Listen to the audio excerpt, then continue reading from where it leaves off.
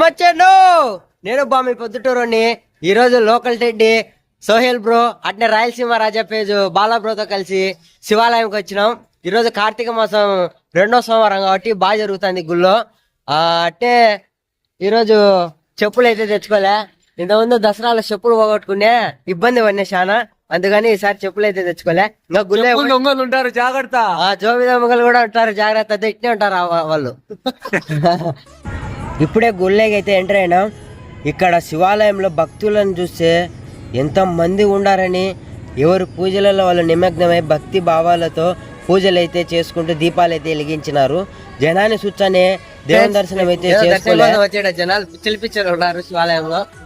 కాని పని లేని మూతులన్నీ మూసుకొని బయటికి అయితే పోతున్నాం. Bye friends.